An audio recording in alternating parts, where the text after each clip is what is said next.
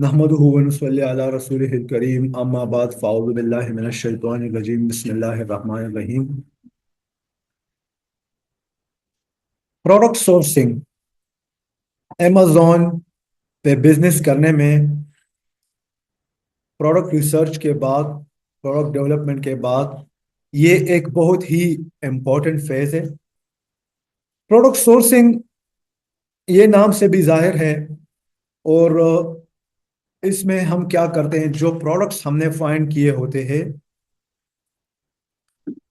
अपने product research के दौरान, अपने क्राइटेरिया को यूज करते हुए किसी भी मार्केट प्लेस के लिए, तो फिर उसको हम सोर्स करने की कोशिश करते हैं। जब हम प्रोडक्ट सोर्सिंग का नाम लेते हैं तो ज्यादातर लोगों के माइंड में alibaba.com का नाम आता है। ठीक है, इसमें कोई शक नहीं है कि alibaba.com दुनिया का एक सबसे बड़ा प्लेटफॉर्म है आपके प्रोडक्ट्स को सोर्स करने के लिए या होलसेल में अपने प्रोडक्ट्स लेने के लिए। बट इसमें और भी काफ़ी सारे प्लेटफॉर्म्स है। यहाँ तक आपने अपने आप को इतना महदूद भी नहीं करना।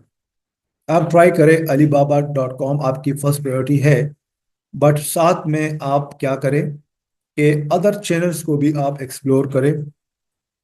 वो हम इंशाल्लाह आगे जाके देखेंगे। काफ़ी सारे हमारे फ्रेंड्स हैं, हमने खुद भी किए, पाकिस्तान से भी सोर्सिंग किए, चाइना से हमें सस्ते प्राइसेस मिले हैं और हमारी सोर्सिंग बिल्कुल सक्सेसफुली हो चुकी है पाकिस्तान से। एंड इन्वेंट्री भी जल्दी पहुंच गई है।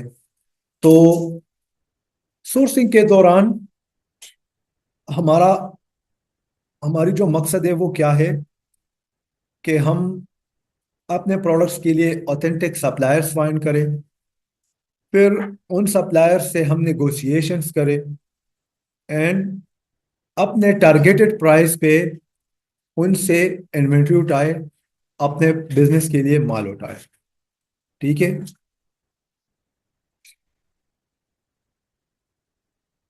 Product sourcing is the process of finding products to sell. It means finding reputable suppliers to buy quality products at a good price. हम क्या करते हैं प्रोडक्ट सोर्सिंग में? हम अपने लिए प्रोडक्ट्स को फाइंड करते हैं, ऐसे सप्लायर्स को फाइंड करते हैं जिनसे हम बल्क में अपने लिए इन्वेंट्री परचेज कर ले एंड उसको अमेजोन पे सेल कर ले, और बीच में अपने लिए कोई प्रॉफिट मार्जिन रख के, जो बेसिकली हमारा मुनाफा होता है। तो प्रोडक्ट सोर्सिंग प्रोसेस क्या है? सबसे पहले हम प्रोडक्ट सिलेक्शन करते हैं, जो ऑलरेडी आपको पता है किस तरह हम सिलेक्शन करते हैं। हमने इस पे काफ़ी डीपली वर्क किया पास्ट क्लासेस में। एंड क्राइटेरिया, ये तमाम चीज़ें हमने एक्सप्लोर कर ली। इसमें हमने प्रोडक्ट्स को फाइंड करने की कोशिश की। पेटेंट किसी को पता है किसे कहते हैं? पेटेंट के टाइप्स किसी को पता है? लिख लिया करे, ठीक है, अपने साथ। जो जरूरी बात होती है वो मैं आपको कहूंगा भी कि ये लिख ले अपने साथ एंड आप भी ट्राई करें। बाकी यहाँ पे जो स्लाइड्स में जो चीज़ होती है वो तो आपको लाजमन प्रोवाइड की जाती है, ठीक है, स्लाइड्स वगैरह। बट जो ऐसी बात हो जो स्लाइड में मौजूद नहीं हो तो उसको आप लाजमन सिर्फ पॉइंट में लिखा करें। फिर जब आपको वो पॉइंट आप देखेंगे तो डेफिनेटली मैंने एक्सप्लेन किया होगा, वो आपको समझ आ जाएगा। ठीक है। पेटेंट बेसिकली आपके प्रोडक्ट का भी हो सकता है एंड किसी और के प्रोडक्ट का भी हो सकता है। ठीक है, सबसे पहले तो आप ये समझे इसमें क्या होता है। इसमें जब एक न्यू प्रोडक्ट बनती है और वो मार्केट में इंट्रोड्यूस हो जाती है, बट वो प्रोडक्ट ऐसी प्रोडक्ट होती है जिसमें यूनिकनेस हो, जिसको किसी ने मतलब प्रॉपरली, जिस तरह हमने डेवलपमेंट कर ली। ठीक है, डेवलपमेंट का तो सबको पता चल गया ना। हमने प्रोडक्ट डेवलपमेंट कर ली या किसी ने प्रोडक्ट डेवलपमेंट की हुई है, उसने एक डिजाइन लॉन्च किया हुआ है। ठीक है, हमने प्रोडक्ट डेवलपमेंट की हुई है या किसी और ने प्रोडक्ट डेवलपमेंट की हुई है, एंड एक डिजाइन लॉन्च किया हुआ है, ठीक है। उसके फंक्शंस को भी उसने इम्प्रूव किया है उस प्रोडक्ट के, एंड उसके डिजाइन को भी उसने इम्प्रूव किया है या हमने इम्प्रूव किया है। अब हम क्या करते हैं कि उसको पेटेंट करवा देते हैं। हम अगर नहीं भी करवाते तो मतलब कोई मसला नहीं है, अगर हम करवाना चाहते हैं तो हम करवा सकते हैं। ऐसी प्रोडक्ट जिसमें हम कोई यूनिकनेस लाए डिजाइन के हवाले से, फंक्शन के हवाले से, उसको हम पेटेंट करवा सकते हैं, एंड कोई और भी पेटेंट करवा सकता है। तो अब मार्केट में ऐसी एक प्रोडक्ट बिक रही है जिसके सेल्स बहुत ज्यादा आ रहे हैं, ठीक है। वो डिजाइन आपको पसंद आ गया, वो आप भी सेल करना चाहते हैं थोड़ी सी वैल्यू एडिशन वगैरह करके साथ में, बट डिजाइन वही है, मेन प्रोडक्ट वही है। तो मैं भी उस बंदे ने उसका पेटेंट करवाया हो, ठीक है। पेटेंट में क्या होता है, ये जो जिस कंट्री में, जिस मार्केट प्लेस में आप सेल करते हैं, उस मार्केट प्लेस में आप अपने इस यूनिक प्रोडक्ट को पेटेंट करवा देते हैं वहाँ के गवर्नमेंट के साथ। ये अपने अपना जो आइडिया है, ठीक है, ये एक पैटर्न की शक्ल में, ये एक बस आप पैटर्न ही समझ ले, ठीक है, या डिज़ाइन, ये आप वहाँ पे रजिस्टर करवा लेते हैं कि ये डिज़ाइन कोई और नहीं बेच सकता इस कंट्री में। फॉर एग्जांपल मैं यूएस में अपनी सेलिंग करना चाहता हूँ, तो यूएस में मैंने क्या किया, अपने प्रोडक्ट को,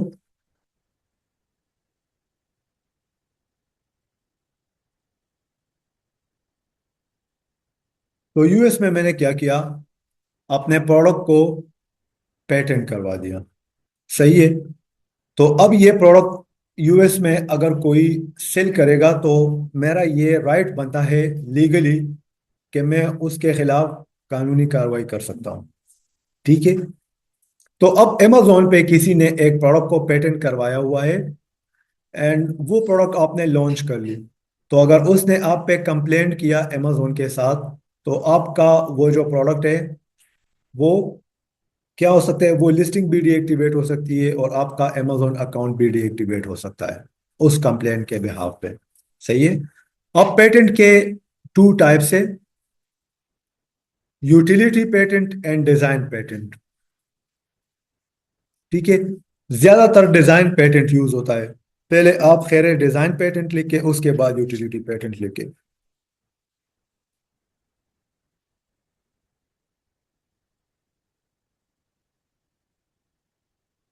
डिजाइन पेटेंट में वो होता है कि एक डिजाइन है, जिस तरह मैंने आपको अभी एक्सप्लेन किया, उसको कोई रजिस्टर करवा ले उस मार्केट प्लेस में या उस कंट्री में, तो वो डिजाइन कोई और नहीं सेल कर सकता। ये डिजाइन पेटेंट हो गया। दूसरा यूटिलिटी पेटेंट है, ठीक है। यूटिलिटी पेटेंट में क्या होता है कि ये फॉर एग्जांपल एक रिमोट है मेरे सामने, एसी का रिमोट है, ठीक है। तो इसका मेन फंक्शन क्या है, एसी को ऑपरेट करना, ठीक है। और मैं क्या करता हूं कि इसको मैं फैन का भी रिमोट बना लेता हूं, इसको मैं फॉर एग्जांपल एलईडी टीवी का रिमोट भी बना लेता हूं। तो ये एसी पे भी काम करता है, फैन पे भी काम करता है, एंड एलईडी टीवी पे भी काम करता है। तो अब मैंने क्या किया, इसके फंक्शन को एनहांस किया, ठीक है। तो इस फंक्शन को, जो ये फैन और एलईडी पे काम करता है, इसको मैं रजिस्टर करवा सकता हूं। फिर कोई ऐसा रिमोट लॉन्च नहीं कर सकता जो एसी के अलावा एलईडी टीवी या फैन पे भी काम करता हूं।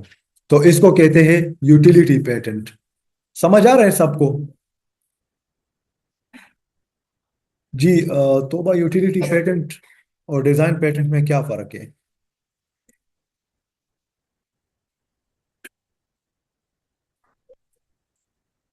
हम्म।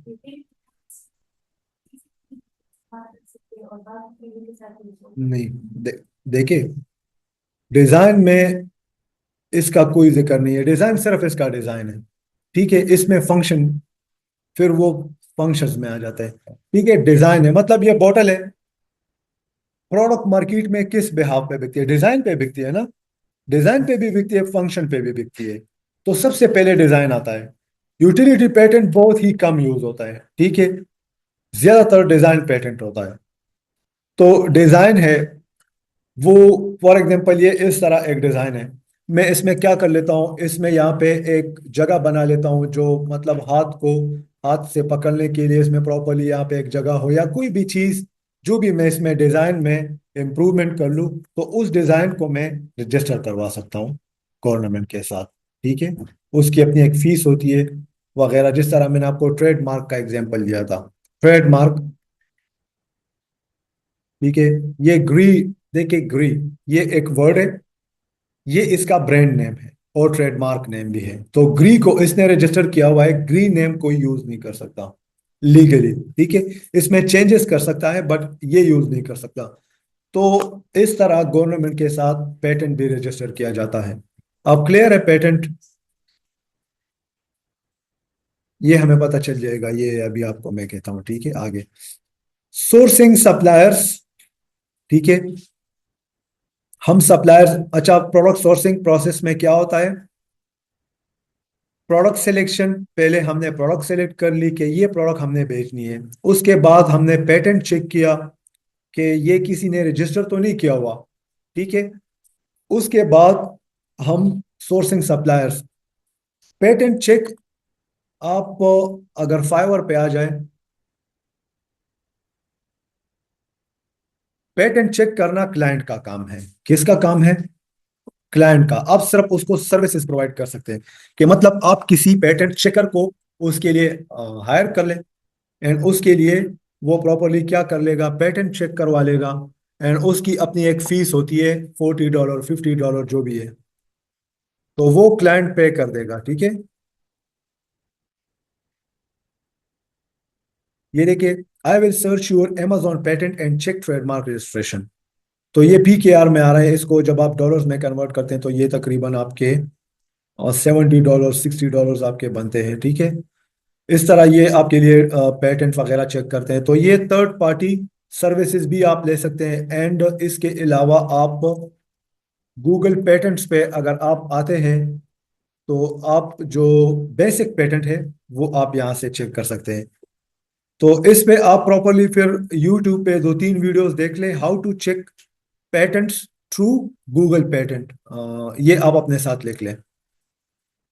ये आपका होमवर्क भी हो गया, how to check patent through Google patents, या how to check patents, how to check patent through Google patent भी लिखे, and how to check patent भी लिखे, ठीक है। इस पे आप कम से कम 5 6 वीडियोस देख लें यूट्यूब पे। एंड फिर मैं आपसे इसके बारे में पूछूंगा नेक्स्ट क्लास में इंशाल्लाह। सही है। सोर्सिंग सप्लायर्स, हमने सप्लायर्स फाइंड करने हैं। फिर क्या करना है, evaluating and selecting top 5 suppliers. फिर हम उन सप्लायर्स को प्रॉपरली क्या करते हैं, एवेलुएट करते हैं, मतलब चेक करते हैं उनकी तमाम ऑथेंटिसिटी और वो चीज़ें। एंड उसके बाद हम टॉप 5 सप्लायर्स सेलेक्ट करते हैं। ऑर्डर सैंपल फ्रॉम 3, हम सैंपल मंगवाते हैं 3 सप्लायर से। एश्योर द सैंपल्स क्वालिटी, हम सैंपल क्वालिटी चेक करते हैं। उसके बाद री evaluate best suppliers in terms of pricing and sample quality. फिर उनमें भी हम एक सप्लायर को सिलेक्ट करते हैं in terms of pricing and best quality. 3 suppliers हैं, उनसे हमने सैंपल्स मंगवाए। फिर उनमें जिसकी प्राइस अच्छी होगी, क्वालिटी अच्छी होगी, उनके साथ हम जाते हैं। प्लेस एन ऑर्डर विया अलीबाबा ट्रेड एश्योरेंस, इस पे आगे जाके बात करते हैं। सप्लायर सिलेक्शन क्राइटेरिया क्या है हमारा, Alibaba gold supplier membership 3+ years. ये मैं आपको प्रैक्टिकली दिखा देता हूँ।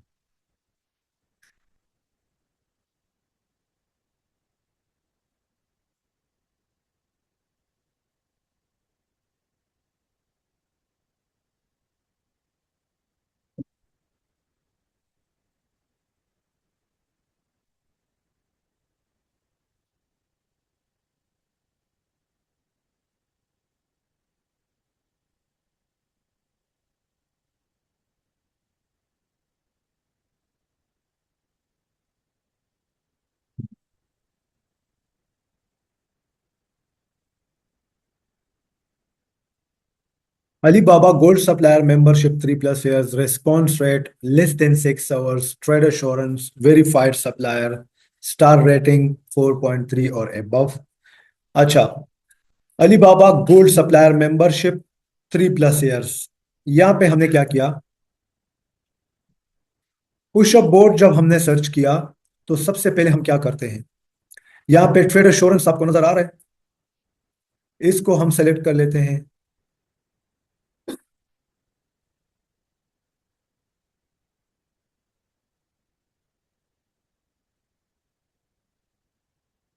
ट्रेड एश्योरेंस वेरीफाइड सप्लायर, ठीक है। ट्रेड एश्योरेंस में क्या होता है, ट्रेड एश्योरेंस और वेरीफाइड सप्लायर्स हमने क्यों सेलेक्ट किए, ये एक सवाल है। यहाँ पे प्रोडक्ट्स तो यहाँ पे और भी हमें बहुत ज्यादा नजर आ रहे हैं, सप्लायर्स तो हमें इसके बगैर भी बहुत ज्यादा नजर आ रहे हैं, तो हमने ये फिल्टर क्यों लगाई। देखिए, ट्रेड एश्योरेंस, आप अगर फिजिकली किसी के साथ बिजनेस करते हैं, ठीक है, बिजनेस डील करते हैं, फॉर एग्जांपल आप किसी से यहाँ पे कारखानों मार्केट में 30 लाख रुपए के सोलर पैनल्स खरीदते हैं अपने बिजनेस के लिए, ठीक है। आपका कोई शॉप है पेशावर में, कहीं पे मर्दान में, कहीं पे भी आपकी शॉप है, आप उससे सोलर पैनल्स खरीदते हैं और वो आपको कहता है कि ये मैं आपको प्रोवाइड कर दूंगा, आप मुझे पैसे दे दें। तो आप क्या करते हैं, बीच में आप उसके साथ स्टाम्प लिख लेते हैं, ठीक है, एंड उसमें प्रॉपरली आप मेंशन कर लेते हैं कि मैंने इसको 30 लाख रुपए दिए, 30 लाख रुपए के बदले में ये मुझे सोलर पैनल्स प्रोवाइड करेगा, इस प्राइस पे प्रोवाइड करेगा, ये मटेरियल होगी और ये चीजें, ये टर्म्स एंड कंडीशंस होंगे, ठीक है। आपने क्या किया, उसको प्रॉपरली रिटन फॉर्म में उसको मेंशन किया एंड ये तमाम चीजें आपने कर ली। इस तरह अलीबाबा पे भी होता है। अलीबाबा पे हम ट्रेड एश्योरेंस इसलिए यूज करते हैं ताकि हमारे जो पैसे हैं वो सेफ, ठीक है। अगर कोई सप्लायर है, उसके पास ट्रेड एश्योरेंस का बैच है, तो इसका मतलब ये है कि अलीबाबा इससे हमारे पैसे रिकवर करवा सकता है, ठीक है। ये सवाल आता है ना, जब आप स्टार्ट में सोचते हैं अमेजोन के बारे में, फिर आप ये सोचते हैं कि हम चाइना से अपने लिए इन्वेंट्री मंगवाएंगे, तो फिर आपके जहन में ये सवाल आता है कि हम चाइना से जब इन्वेंट्री मंगवाएंगे तो हम पैसे किस तरह उनको पे करेंगे, एंड वो तो हमसे पैसे लेकर भाग भी सकते हैं, ठीक है। तो उसके जवाब में फिर ये चीज आती है जो प्रोडक्ट सोर्सिंग का अभी हम प्रॉपरली इसको कर रहे हैं। तो ट्रेड एश्योरेंस में क्या होता है कि आप सप्लायर के साथ चैट में जो आपकी बात हो चुकी होती है कि ये हमारी मटेरियल होगी, ठीक है, ये इस तरह साइजेस, इतने पीसेस, इस प्राइस पे एक पीस हमें मिलेगा, ये तमाम बातें आप क्या कर लेते हैं, ट्रेड एश्योरेंस में मेंशन कर लेते हैं, एंड आप भी उस पर एग्री होते हैं, सप्लायर भी उस पर एग्री होता है, एंड ये ट्रेड एश्योरेंस का जो ऑर्डर है ये बेसिकली सप्लायर बनाता है, ठीक है। आपकी उसके साथ बात हो जाती है कि ये चीजें हैं, इस तरह जो मैंने अभी मेंशन किया प्राइजेस और ये चीजें, फिर सप्लायर जब ऑर्डर जनरेट करता है ट्रेड एश्योरेंस ऑर्डर, तो उसमें ये बातें मेंशन होती है, तो आप उसको देख लेते हैं। पेमेंट करने से पहले आपका क्लाइंट जब पेमेंट करता है तो वो क्या करते हैं कि वो आपको एक लिंक भेज देते हैं, सप्लायर आपके क्लाइंट के जीमेल एड्रेस पे या लिंक भेज देता है, या आपको जो आप जिस अकाउंट पे आप सोर्सिंग कर रहे हैं अलीबाबा के अकाउंट पे जो बिल्कुल फ्री बनता है, जिस पे आप सोर्सिंग करते हैं, तो उसी अकाउंट पे वो आपको ऑर्डर जनरेट करके दे देता है कि ये ऑर्डर है। तो उस ऑर्डर को पे करने से पहले आप क्या करते हैं कि प्रॉपरली ट्रेड एश्योरेंस को आप देख लेते हैं कि आया जो हमारी बातें डिस्कस हुई थी वो इस ट्रेड एश्योरेंस में मौजूद है या नहीं है, ठीक है। तो जब वो मौजूद होती है तो आप क्या कर लेते हैं, आप उसको पेमेंट कर लेते हैं 30% एडवांस एंड 70% आफ्टर प्रोडक्शन, जब आपकी इन्वेंट्री तैयार हो जाती है। वेरीफाइड सप्लायर, वेरीफाइड सप्लायर का बैच हम क्यों सेलेक्ट करते हैं, इसमें यह होता है कि ये सप्लायर अलीबाबा के प्लेटफॉर्म से वेरीफाई होता है। कैसे, जब ये अलीबाबा पे अपनी रजिस्ट्रेशन करता है तो ये अली बाबा को कह देता है कि मेरी इस जगह पे फैक्ट्री है, या मेरा मेरा मैन्युफैक्चरिंग यूनिट यहाँ पर लगा हुआ है, यहाँ पे मैं माल बनवाता हूँ, प्रोडक्ट्स बनवाता हूँ, ठीक है। तो अली बाबा की टीम क्या कर लेती है, वो वहाँ पे जाके उसकी फैक्ट्री को फिजिकली विजिट कर लेती है, ठीक है। एंड फिर आके वो क्या कर लेते हैं कि इसको वेरीफाइड सप्लायर का भेज दे देते हैं। तो trade assurance and verified supplier क्या करते हैं कि हमारे पैसे को सिक्योर करते हैं। हमें इस बात का डर नहीं होता कि सप्लायर हमारे पैसे लेकर भाग जाएगा। Response rate less than 6 hours. ये एक सप्लायर है, इसको मैंने ओपन किया।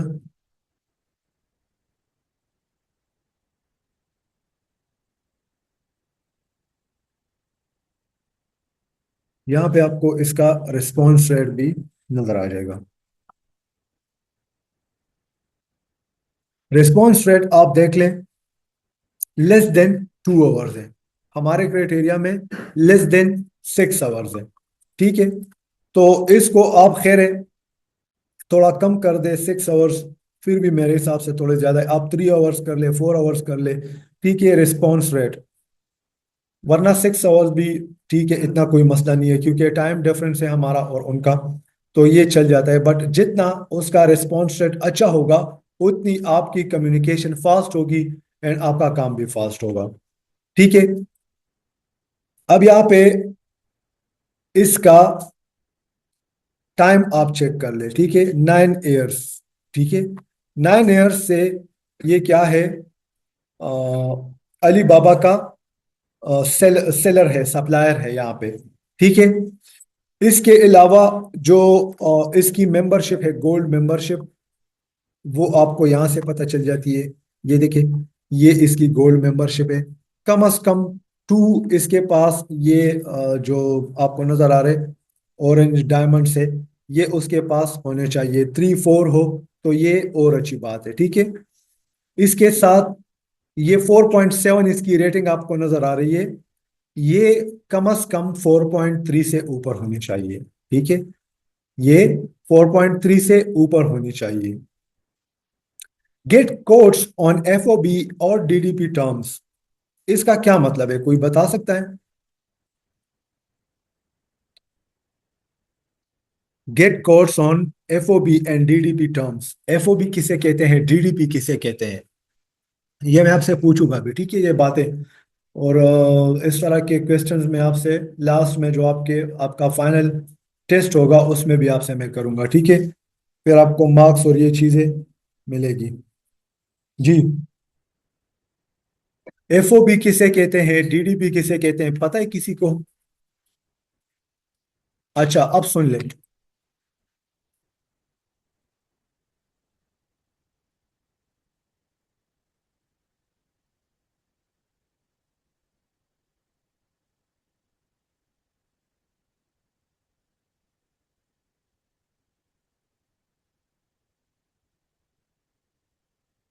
एफओबी को कहते हैं फ्रेट ऑन बोर्ड।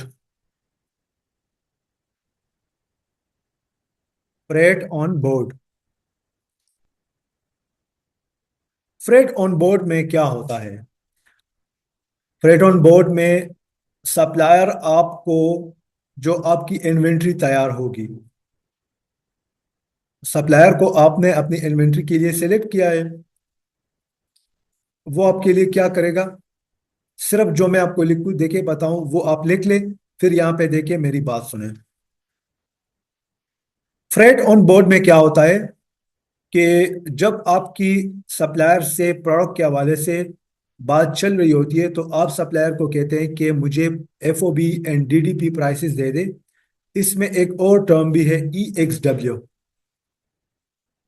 वो भी आप लिख लें। बहुत ही सिंपल है, जब आप 2 3 4 दफा इसको देखेंगे, हम इस पे बात करेंगे, तो आप ये आपके माइंड में बिल्कुल क्लियरली बैठ जाएंगे, ठीक है। इसमें कोई वो नहीं है।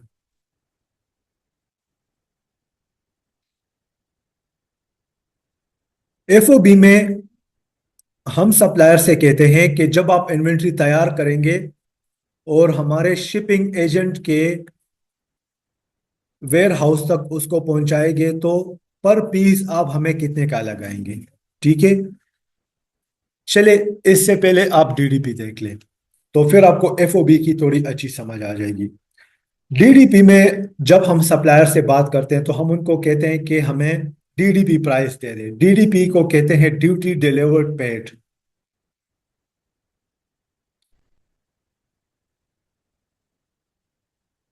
Duty delivered paid. ठीक है। वर्ड्स आपने फर्स्ट टाइम सुन लिए तो फर्स्ट टाइम आपको यहाँ पे इसमें जरूरत नहीं है कि ये तो मुझे समझ नहीं आ रही। ठीक है।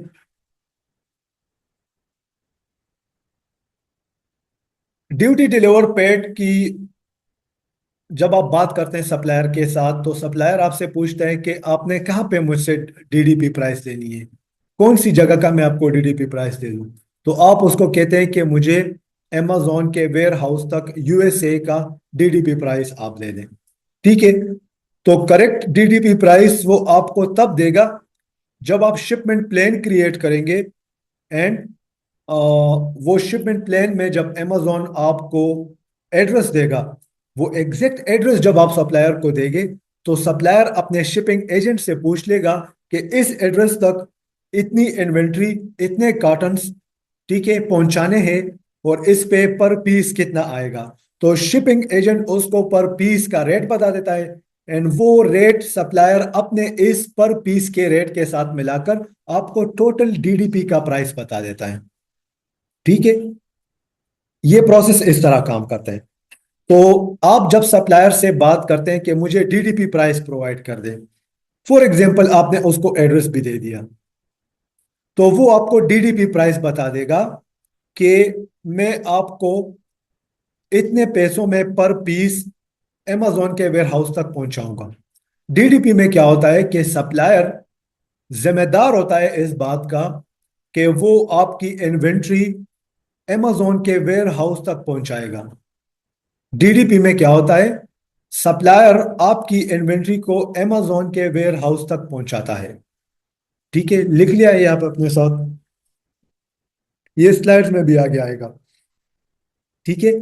एफओबी में क्या होता है, फॉर एग्जांपल डीडीपी डीडीपी में हमें लग रहा है कि सप्लायर की जो प्राइस है वो थोड़ी ज्यादा हो रही है। ठीक है।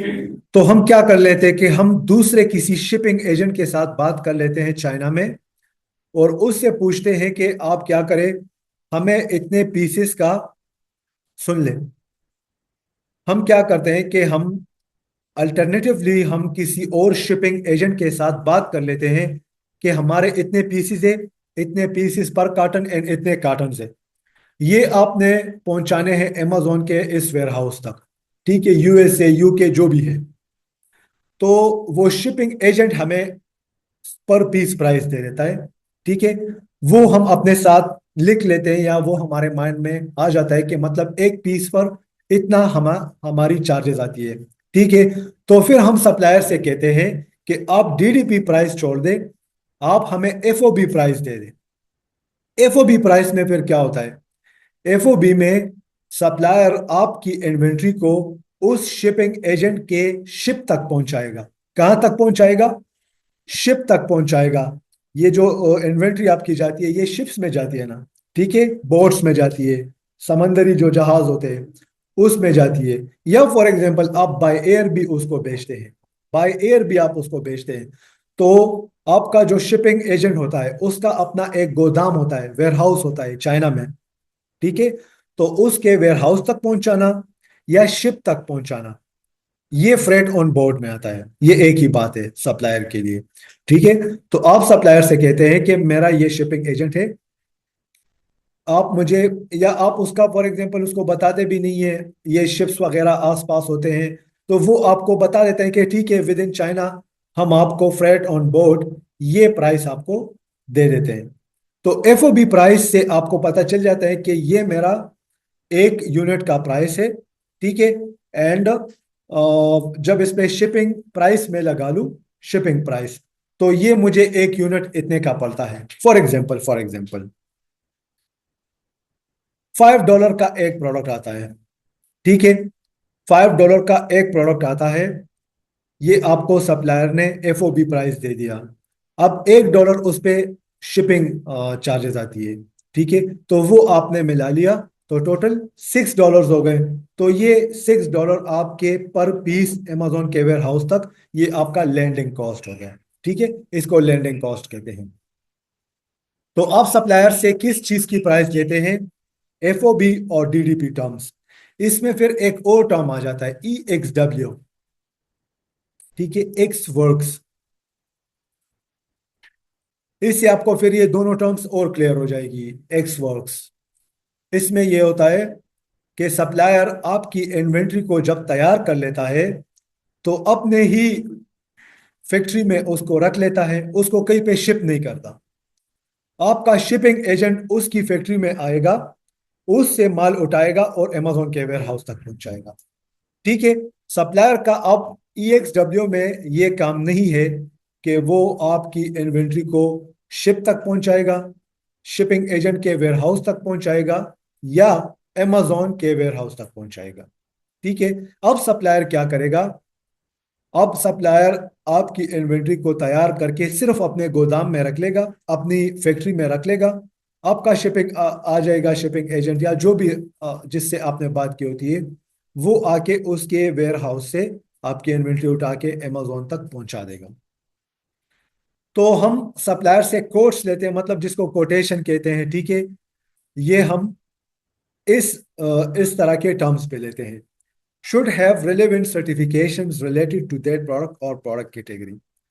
सप्लायर के पास उस प्रोडक्ट से रिलेटेड अगर कोई उस प्रोडक्ट में सर्टिफिकेशंस या कोई चीज़ें रिक्वायर्ड होती है, डॉक्यूमेंट्स वगैरह, तो वो सप्लायर के पास होनी चाहिए। अगर आप ऐसा कोई प्रोडक्ट सेलेक्ट करते हैं, आपको लगता है कि इसमें कोई मतलब डॉक्यूमेंट्स वगैरह भी रिक्वायर्ड हो सकती है, तो आप सप्लायर से पहले से ही पूछ लेते हैं कि इस प्रोडक्ट से रिलेटेड आपके पास डॉक्यूमेंटेशंस और सर्टिफिकेशंस वगैरह है या नहीं है, तो वो आपको बता देता है। Payment terms: 30% advance and rest after inspection.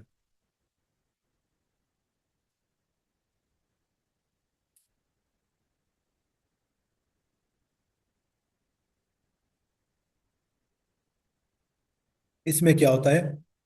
जब आप सप्लायर के साथ बात फाइनल कर लेते हैं, आपकी उसके साथ नेगोशिएशंस भी फाइनल स्टेज में आ जाती है, ठीक है, ये तमाम चीज़ें हो जाती है, तो फिर आप क्या करते हैं कि प्रॉपर जब आप अली बाबा के थ्रू ऑर्डर जनरेट करते हैं, तो उसमें आप 30% सप्लायर को एडवांस में पे करते हैं, ठीक है, एंड 70% आफ्टर इंस्पेक्शन। अब इंस्पेक्शन क्या है? इंस्पेक्शन में हम कोई थर्ड पार्टी कंपनी हायर कर लेते हैं चाइना से। वो जाके आपकी इन्वेंट्री को वहां पे चेक कर लेता है कि जो, और आप उसको बता देते हैं उस कंपनी को कि ये बातें हमारी सप्लायर के साथ फाइनल हुई थी, ठीक है, ये बातें आप चेक कर ले कि ये हमारी इन्वेंट्री में, हमारे प्रोडक्ट में मौजूद है या नहीं है।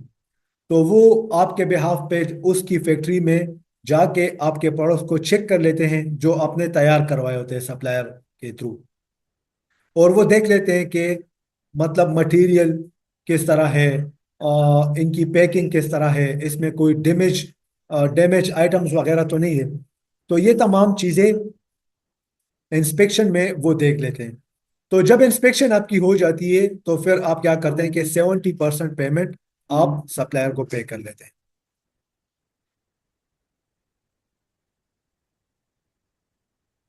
Mode of payment: PayPal, credit card, TT, ETC वगैरह वगैरह, विया अलीबाबा ट्रेड एश्योरेंस। तो इसमें आप क्या करते हैं? मोड ऑफ पेमेंट: पेपाल भी एक ऑनलाइन प्लेटफॉर्म है। पेमेंट्स के हवाले से आप वर्ल्ड वाइड अपने ट्रांजेक्शन्स वगैरह कर सकते हैं इस पे। क्रेडिट कार्ड, डेबिट कार्ड वगैरह, ठीक है, इन चीज़ों के थ्रू आप क्या कर सकते हैं कि ट्रेड एश्योरेंस के ऑर्डर में आप क्या कर सकते हैं? पेमेंट कर सकते हैं। ये जो 30% एडवांस पेमेंट है, अगर आपकी जो सप्लायर के साथ बात हुई थी वो प्रॉपरली कंप्लीट नहीं होती आपके प्रोडक्ट्स में, आपकी इन्वेंट्री में, तो ये 30% आप दोबारा क्लेम कर सकते हैं। अली बाबा आपको दोबारा ये 30% पे कर देगा, ठीक है। यहाँ तक क्लियर है सबको? सप्लायर सिलेक्शन क्राइटेरिया भी आपको पता चल गया, ठीक है, कि हम कौन से सप्लायर्स के साथ जाते हैं, किस तरह हम सप्लायर्स को सेलेक्ट करते हैं। ट्रेड अश्योरेंस का भी आपको पता चल गया, वेरीफाइड सप्लायर, ये बेसिकली सप्लायर सिलेक्शन में आता है। FOB, DDP एंड EXW, इसका भी आपको पता चल गया। Should have relevant certification related to that product और प्रोडक्ट कैटेगरी, उसके पास प्रोडक्ट के हवाले से सर्टिफिकेशन वगैरह होनी चाहिए सप्लायर के पास। Payment 30% advance, rest after inspection. Mode of payment, ये तो बिल्कुल सिंपल सी बातें हैं। अच्छा, जब आप सप्लायर के साथ आपकी तमाम बातें हो जाती है और ट्रेड अश्योरेंस ऑर्डर जब आपको रिसीव होता है तो वो कुछ इस तरह होता है। Your order should be secured with Ali Baba trade assurance number, ठीक है।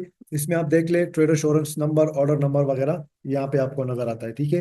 एंड यहाँ पे क्या करते हैं कि आप मेक अ पेमेंट पे क्लिक करते हैं तो ये आपको एक उस पेमेंट मेथड में ले जाते हैं। एंड आप अपने पेमेंट डिटेल्स वगैरह, अपने डेबिट कार्ड डिटेल्स वगैरह पुट करके क्या करते हैं कि पेमेंट करवा लेते हैं। तो ये जो आपका क्राइटेरिया, ये कब फुलफिल होता है? जब आप अपने प्रोडक्ट को यहाँ पे सर्च करते हैं। पुशअप बोर्ड आपने अमेजोन की साइट पे सेलेक्ट कर लिया, फाइनल कर लिया। अब अलीबाबा के साइट पे जब आप आएंगे तो अपने प्रोडक्ट को उसी कीवर्ड के साथ सर्च कर लेंगे। मेन कीवर्ड तो आपको पता होगा, ठीक है। उसके साथ आप अपने प्रोडक्ट को सर्च कर लेंगे। जब आपको रेलेवेंट प्रोडक्ट्स नजर आ जाए, फिर आप क्या करेंगे, यहाँ पे ट्रेड एश्योरेंस का जो ये है ऑप्शन नजर आ रहा है, इसको टेक कर लेंगे। वेरीफाइड सप्लायर को टेक कर लेंगे, ठीक है। ये टेक करने के बाद आप क्या करते हैं कि यहाँ पे फिर आप सप्लायर्स इसके देखते हैं, ठीक है। ये आपको मेंबरशिप 9 ईयर्स और ये चीज़ें आपको यहाँ से ही नज़र आती है। फिर जब आप किसी सप्लायर को खोलते हैं, जिस तरह ये है, ओपन करते हैं उसकी प्रोफाइल को, तो यहाँ पे आपको रिस्पॉन्स रेट नज़र आ रहा है, स्टोर रेटिंग भी आपको नज़र आ रही है। इसके साथ साथ इससे पहले आपको ये जो इसके रिव्यूज़ है, इसके रिव्यूज़ की रेटिंग भी आपको यहीं पे नज़र आ रही है। सही है, क्लियर है? How to contact suppliers, recommended templates.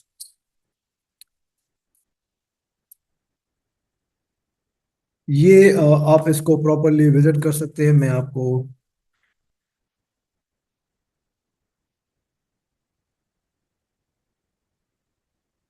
ये विजिट करवाता भी हूँ।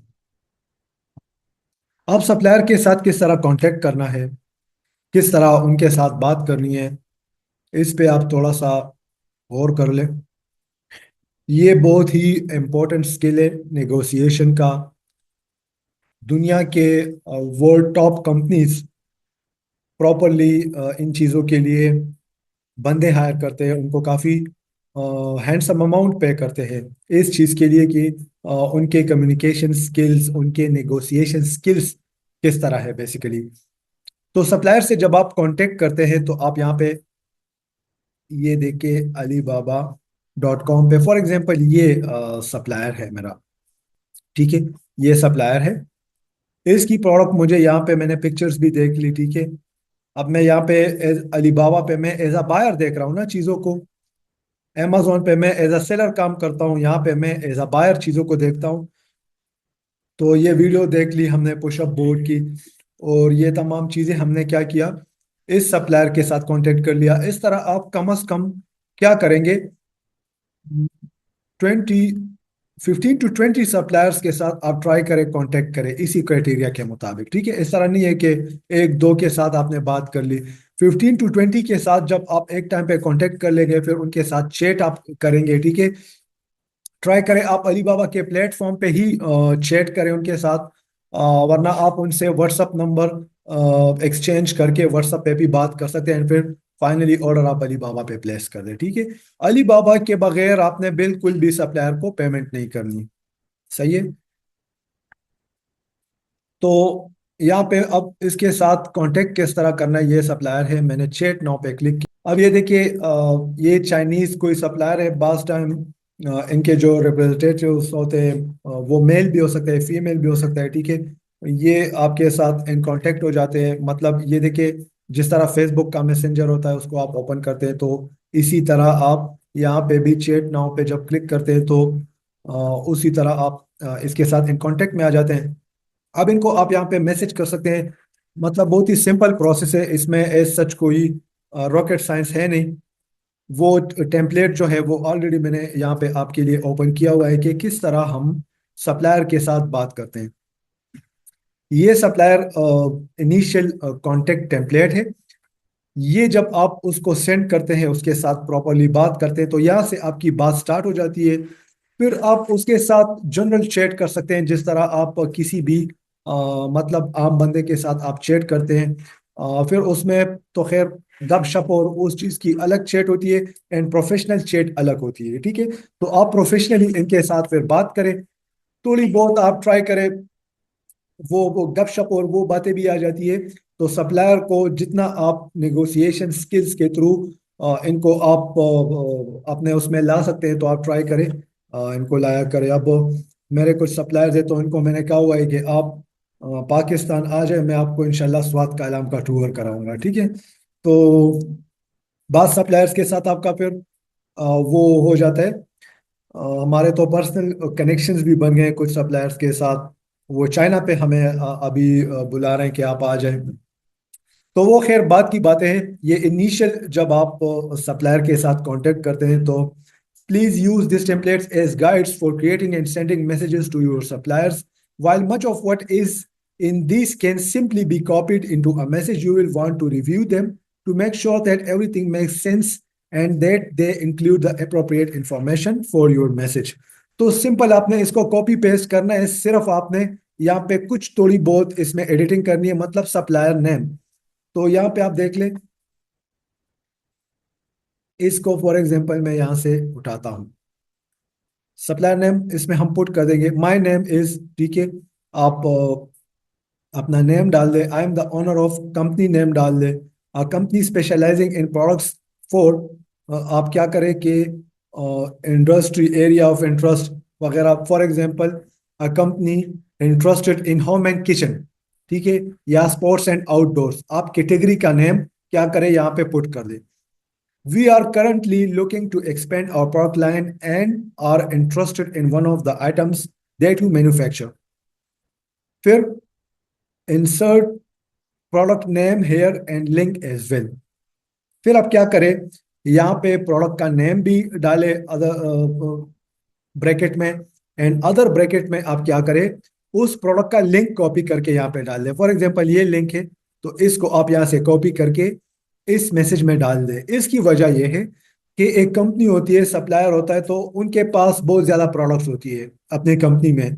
ठीक है, तो बास टाइम उनको पता नहीं चलता, हालांकि आपने उसी प्रोडक्ट के चैट पे क्लिक करके उसके साथ कांटेक्ट किया होता है। बट अगर आप लिंक डाल दें, तो ये एक और अच्छी बात है, उसको एग्जैक्टली पता चल जाता है कि ये बंदा मेरे साथ इस प्रोडक्ट के हवाले से कांटेक्ट कर रहा है। तो इसके बाद आप उनसे पूछते हैं, could you please provide me with the following additional information so that we can determine if this is a good fit for our product line. तो आप उनसे क्या कहते हैं कि मुझे कुछ एडिशनल इंफॉर्मेशन आप प्रोवाइड कर दें, एंड फिर हम आगे जाके देखते हैं कि this is a good fit और not. So are you able to provide custom packaging. पहले आप इनसे ये पूछे कि आप कस्टम पैकेजिंग भी प्रोवाइड करते हैं या नहीं। कस्टम पैकेजिंग का क्या मतलब है? कस्टम पैकेजिंग, ये फॉर एग्जांपल ये बॉटल है, इस पे इसका जो ब्रांड नेम आपको नजर आ रहा है, नेचुरल एक्वा। ठीक है, कस्टम पैकेजिंग में क्या होगा कि इस पे ये जो ब्रांड नेम है ये आपका अपना वाला लगेगा। ठीक है, और इसमें क्या होगा कि इसकी जो फॉर एग्जांपल इसका तो डब्बा नहीं होता, बट अगर जब हम प्रोडक्ट मंगवाते हैं तो उसको हम प्रॉपरली एक पैकेजिंग में पैक करवाते हैं। तो वो पैकेजिंग जो हम बनवाते हैं, वो हम अपनी मर्जी से बनवाते हैं। जिस प्रोडक्ट का कोई डब्बा होता है, तो अब मेरे पास कोई एज सच कोई है नहीं जो मैं आपको दिखा दूं। फॉर एग्जाम्पल ये एक प्रोडक्ट का डब्बा हो गया। ठीक है, इसके अंदर प्रोडक्ट आती है। ठीक है, तो ये इस पे आप क्या करते हैं कि यहाँ पे आप अपना लोगो भी लगवाते हैं। इस प्रोडक्ट इस डब्बे का जो कलर है वो भी आप अपनी मर्जी से सेलेक्ट करते हैं। उसके इसके ऊपर अगर कोई पिक्चर्स, कोई इंस्ट्रक्शंस जो भी आप लिखवाते हैं, ये आपकी कस्टम पैकेजिंग में आते हैं। क्लियर है? तो आप क्या करते हैं कि इससे पूछते हैं कि कस्टम पैकेजिंग आप प्रोवाइड करते हैं, then what colour logo options do you offer. ठीक है, ये इतना कोई खास वो नहीं है important. What colour logo options do you offer, इसमें आप ये उससे पूछ सकते हैं कि मतलब आप अगर हमारे लिए लोगो हमारे प्रोडक्ट पे लगवाएंगे तो उसका क्या कलर हो सकता है, वो आप हमें कह दें। तो ये इतनी कोई बड़ी बात नहीं है, जब आप लोगो उसको प्रोवाइड करेंगे तो वो आपके लिए आपके चॉइस के मुताबिक ही एडजस्ट करवा देगा। बट मतलब ये है कि आपका लोगो आपके प्रोडक्ट पे लाजमन होना चाहिए, ये आपको माइंड में रखना चाहिए। कलर और ये चीज़ें जो भी हो, डेफिनेटली आप खूबसूरती को मद्देनजर रखेंगे, बट आप क्या करेंगे, लोगो को भी आप इग्नोर नहीं कर सकते।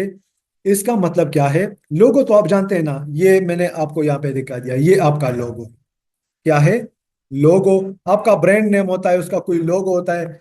जिस तरह ये देखिए, एस यहाँ पे लिखा हुआ है, ठीक है। या जो भी आपको किसी ब्रांड नेम का कोई लोगो नजर आता है, एडिडास का लोगो है, नाइक का अगर आप लोगो देख ले उसमें वो टिक का निशान होता है, ठीक है, वो नाइक नेम लिखा होता है। तो आप अपने लिए लोगो बनवा ले और वो आप सप्लायर को बताएं कि ये लोगो मेरे प्रोडक्ट पे होना चाहिए। ठीक है, इसका क्या मकसद है, हम कौन सा बिजनेस मॉडल कर रहे हैं, हम कर रहे हैं प्राइवेट लेबल। ठीक है, तो अमेजोन प्राइवेट लेबल में आपकी क्या होती है, आपकी ब्रांड बिल्डिंग होती है। आपका ब्रांड नेम प्रॉपरली होता है, वो ब्रांड आपके प्रोडक्ट पे होता है।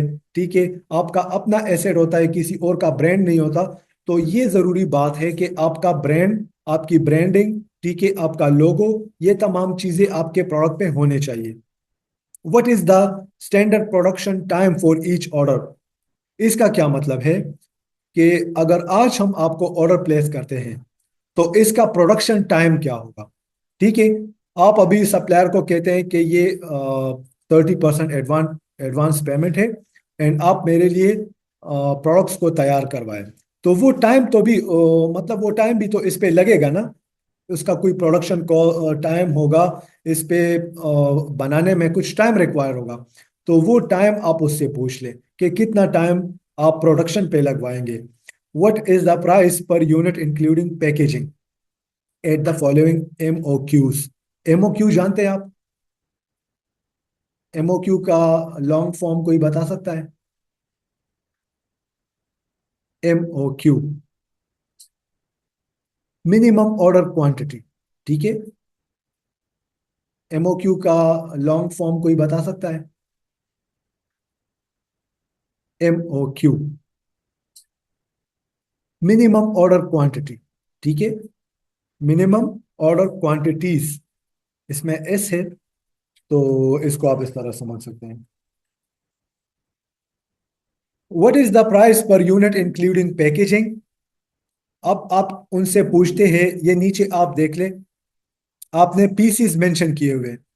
अगर हम 100 से लेकर 500 पीसेस तक लेते हैं आपसे, तो पर यूनिट प्राइस क्या होगी इंक्लूडिंग पैकेजिंग। मतलब ये प्रोडक्ट है, इसके साथ पैकेजिंग, डब्बा, वो तमाम चीजें होगी। ठीक है, तो उसके साथ पर यूनिट प्राइस हमें कितने की पड़ेगी। ठीक है, ये आप उससे पूछ ले। ऑल्सो ये देखिए, 100 to 500 pieces, 500 1 to 1000 pieces and इस तरह। Also for estimating our shipping cost, can you please tell me the following? How many items usually come in a case?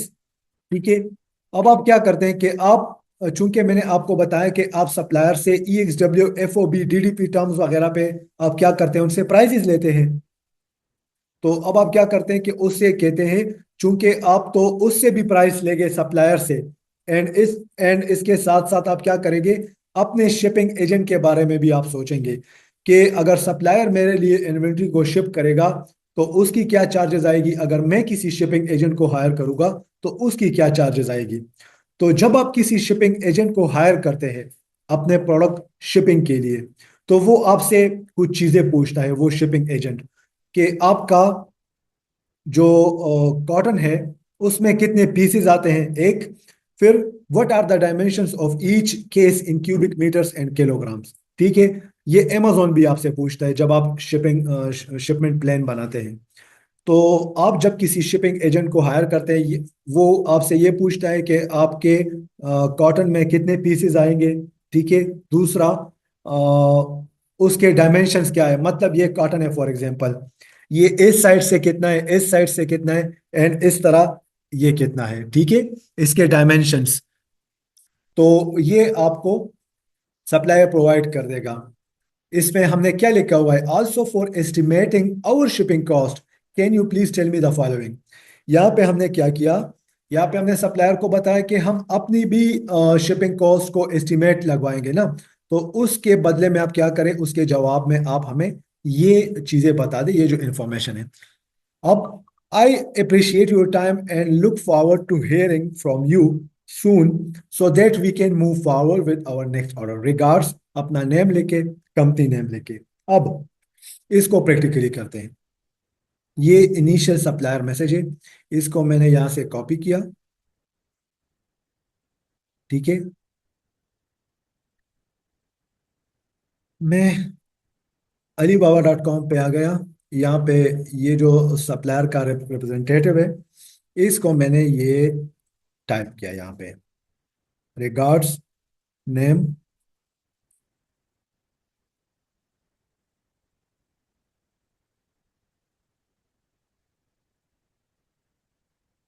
अच्छा, यहाँ पे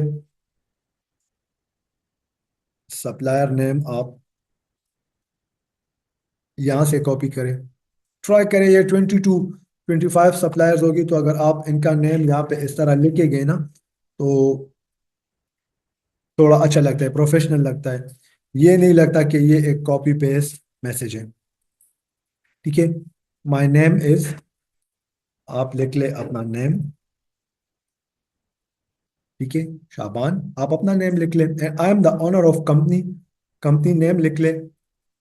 अब हम क्या करते हैं, हम, चूंकि हमारी एजेंसी है, हम सर्विसेज प्रोवाइड करते हैं क्लाइंट्स को। मैं अपनी बात अगर कर लूँ, तो मैं क्या करता हूँ, आई am the owner of company name, मैं यहाँ पे लिख लेता हूँ।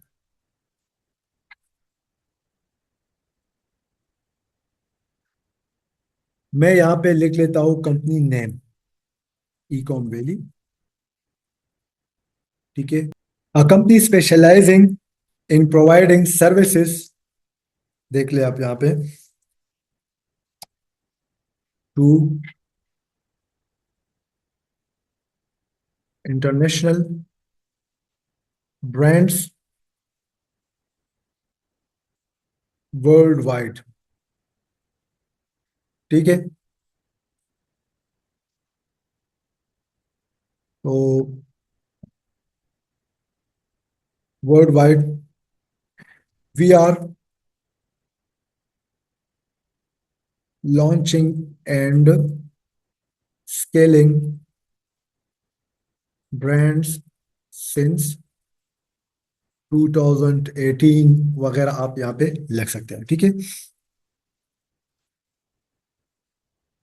We are currently looking to expand our product line, we are currently looking to expand our product line on Amazon and are interested in one of the items that you manufacture। ठीक है। हम क्या है, हम आपके product में interested है। ठीक है, जो आप बनाते हैं। तो उसका आप क्या करें, यहाँ पे लिंक, पहले आप एक ब्रैकेट में उसका नेम प्रोवाइड करें, पुशअप बोर्ड। ठीक है। दूसरे में लिंक आप प्रोवाइड कर दें, प्रोडक्ट लिंक आप यहाँ पे लिख दें, ब्रैकेट डाल दें, एंड यहाँ पे आके आप क्या करें, वो प्रोडक्ट लिंक आप यहाँ पे पेस्ट कर दें। ठीक है, ये है,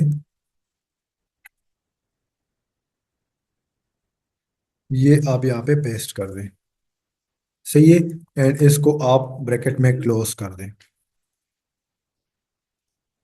ठीक है, थोड़ा सा इसमें स्पेस दे दे ताकि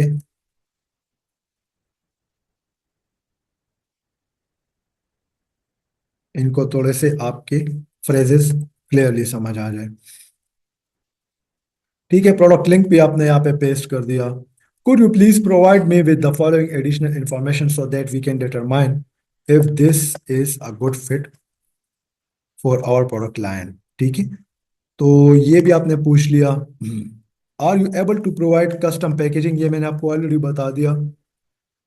ठीक है, what colour logo options do you offer, मतलब आप अगर हमारा लोगो हमारे प्रोडक्ट पे लगवाएंगे तो उसका कलर आप क्या प्रोवाइड करते हैं, क्या ऑफर करते हैं। ठीक है, एंड ये चीजें पीसीज है, यहाँ पे एमओ क्यूज है, वो भी मैंने आपको बता दिया। एंड इस तरह फिर आप क्या करते हैं, रिगार्ड्स शाबान, और बस अपने कंपनी का name.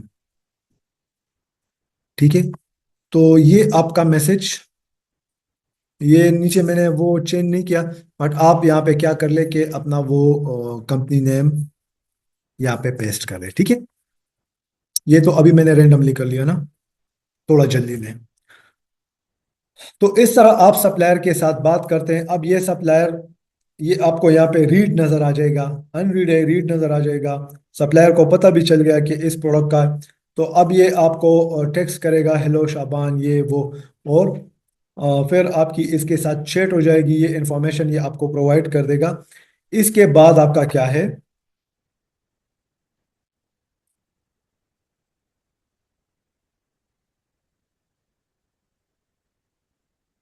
The simple order message. जब आपकी बातें हो जाए 20-25 सप्लायर्स, 15-20 सप्लायर्स के साथ, फिर आप क्या करते हैं कि दोबारा आप सैंपल ऑर्डर के लिए उनको मैसेज करते हैं। तो टेम्पलेट आप देख ले, यहाँ पे supplier name, thank you for the information you provided regarding, name product डाल दे यहाँ पे।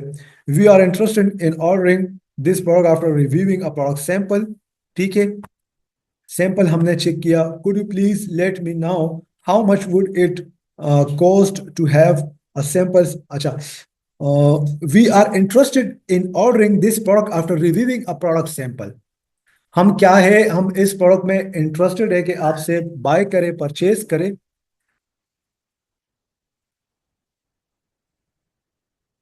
ठीक है, thank you for the information you provided regarding, insert यहाँ पे प्रोडक्ट नेम डाल दें। We are interested in ordering this product after reviewing a product sample. तो आप क्या करते हैं कि उनको बताते हैं कि हम जब प्रोडक्ट सैंपल देख लेंगे तो हम इंटरेस्टेड है कि हम आपसे बाय कर ले ये प्रोडक्ट। ठीक है, could you please let me now how much would it cost to have a sample send to our company at the following address. तो आप उसको कहेंगे कि आप अगर सैंपल हमारे इस एड्रेस पे सेंड करेंगे, यहाँ पे आप अपना एड्रेस उसको प्रॉपरली मेंशन कर दे, तो कितने इस पे चार्जेस आएंगे। ठीक है, also please let me know what types of payments you accept for samples, such as PayPal वगैरह वगैरह। तो ये भी इतना कोई इतनी बड़ी बात नहीं है। जब वो पेमेंट लिंक जनरेट हो जाते हैं तो आप किसी भी कार्ड वगैरह से पेमेंट कर सकते हैं। Thank you and looking forward to hear from you, यहाँ पे आप फिर वो अपनी कंपनी वगैरह का नेम यहाँ पे डाल दें। ठीक है, ये जब आपकी सप्लायर के साथ मुकम्मल बात वगैरह हो जाए तो फिर आप क्या करते हैं कि सैंपल के लिए आप इस तरह का मैसेज आप करते हैं। ठीक है, ये आप अपने अल्फाज में भी कर सकते हैं, मतलब जरूरी नहीं है कि आप लाजमन थ्योरीज और इन चीजों को फॉलो करें। बस आपको कंसेप्ट क्लियर हो गया, उस कंसेप्ट पे आप बात करें सप्लायर के साथ। ये अगर हम अपने एड्रेस पे मंगवाए तो अच्छी बात है। ठीक है, हम दो भी करवा सकते हैं, एक क्लाइंट के एड्रेस पे, एक हमारे एड्रेस पे। The simple tracker message if necessary, जब आपकी सैंपल वगैरह की उनके साथ बात हो जाए, देयर कॉन्टेक्ट नेम एंड ये फिर आप क्या करें, I just wanted to check with you to confirm that the sample, यहाँ पे फिर वो product name, did ship out, क्या सैंपल शिप आउट हो चुका है, can you please send me the tracking information, tracking information हमें प्रोवाइड कर दें, so we can make sure it gets to our office. We are very excited to receive it and try it out prior to placing our order. तो हम क्या करते हैं कि हम उनको कहते हैं कि आप हमें ट्रैकिंग इंफॉर्मेशन प्रोवाइड कर दें ताकि हमें पता चले कि हमारा सैंपल अभी कहाँ पर है। ठीक है, अगर निकल गया है आपकी तरफ से तो हम इसको रिसीव करेंगे, and we are excited to place order, simple, thank you and looking forward.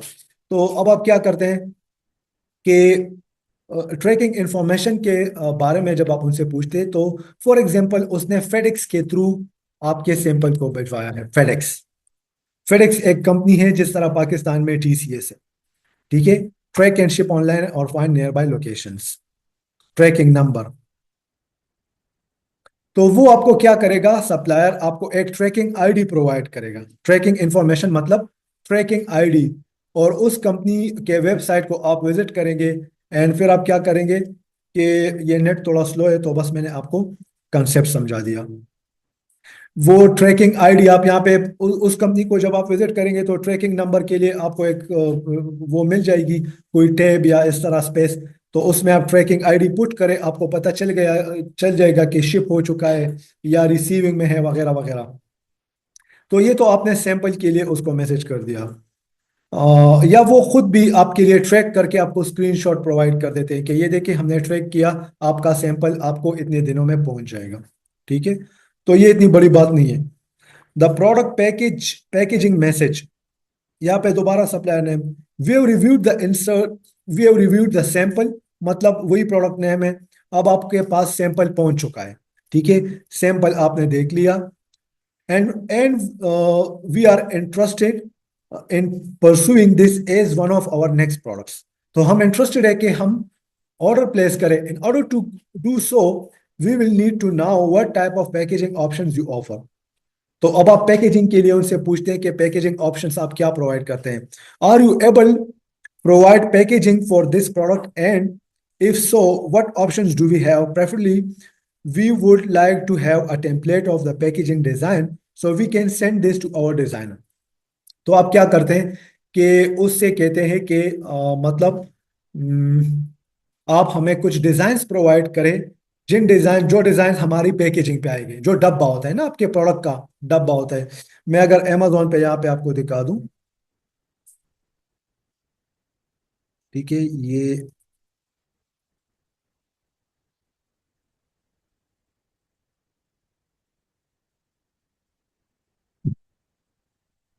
ये आपका, देखिए ये आपकी पैकेजिंग है ये। तो इसका डिजाइन किस तरह होना चाहिए ये आप सप्लायर के साथ आप डिस्कस करते हैं।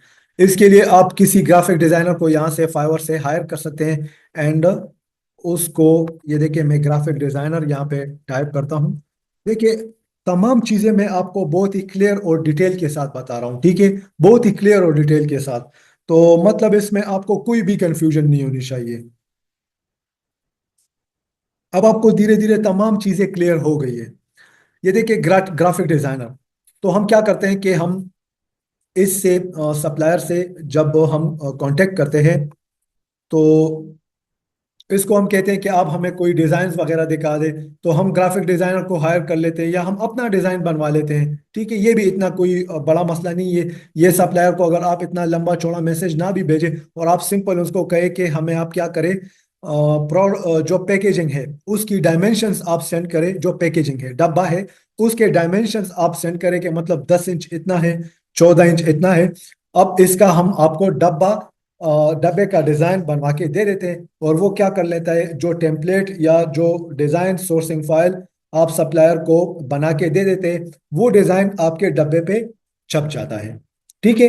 ये एक तरीका होता है। तो इसके लिए भी आप सप्लायर को मैसेज करते हैं। द प्राइस नेगोशिएशन मैसेज, फिर आप अगेन स्टार्ट में भी आपने नेगोशिएशन की होती है सप्लायर के साथ, फिर आप अगेन नेगोशिएशन करते हैं। We are ready to place our order, यहाँ पे प्रोडक्ट का name, and are getting quotes from a few suppliers. हमने कुछ और सप्लायर से भी कोड्स ले ली है, ठीक है। तो हम रेडी है ऑर्डर प्लेस करने के लिए। We really like your product and the packaging options you offered, ठीक है। बस हम आपके साथ जाना चाहते हैं, we are agree with you. So can you please give us your absolute price for a quantity of, यहाँ पे आप क्वांटिटी मतलब आप 500 पीसेस लेना चाह रहे हैं, 600 पीसेस, 1000 पीसेस, जितने भी आप लेना चाह रहे हैं वो आप यहाँ पे मेंशन कर दे, इंक्लूडिंग द पैकेजिंग। उसमें पैकेजिंग भी शामिल होगी, इंस्ट्रक्शंस एंड इंसर्ट्स वगैरह इफ एप्लीकेबल, ठीक है। आपके पैकेजिंग पे कोई इंस्ट्रक्शंस और कुछ चीजें होगी, ठीक है, वो भी आप उससे बात कर लें। तो वो आपको, while we are planning to on order larger quantities in the future, अब आप यहाँ पे सप्लायर से क्या कहते हैं कि हम फ्यूचर में अगर आप फॉर एग्जांपल आप टेस्टिंग के लिए उससे 300 पीसेस 400 पीसेस भी मंगवाते हैं, तो वो कोई प्रॉब्लम नहीं है। 300-400 पीसेस आप इनिशियली मंगवाते हैं टेस्टिंग के लिए, तो ये आपने प्रॉपरली सप्लायर को बताना होगा कि अब हम टेस्टिंग के लिए थोड़ी कम इन्वेंट्री मंगवा रहे हैं, बट हम क्या करेंगे, प्लान कर रहे हैं कि फ्यूचर में हम एक लार्जर क्वांटिटीज आपसे मंगवा लें, ठीक है। May be a container load आप यहाँ पे इसमें लिख लें। चले, मैं ये मैसेज नेगोशिएशन का जो मैसेज है ये मैं यहाँ पे सप्लायर को आपके सामने टाइप कर देता हूँ या सेंड कर देता हूँ, ठीक है। ये मैंने यहाँ पे टाइप किया। अगर कोई इंस्ट्रक्शंस वगैरह हो तो आप ये देखिए, इफ एप्लीकेबल, तो आप यहाँ पे उसको लिख सकते हैं, कोई मसला नहीं है।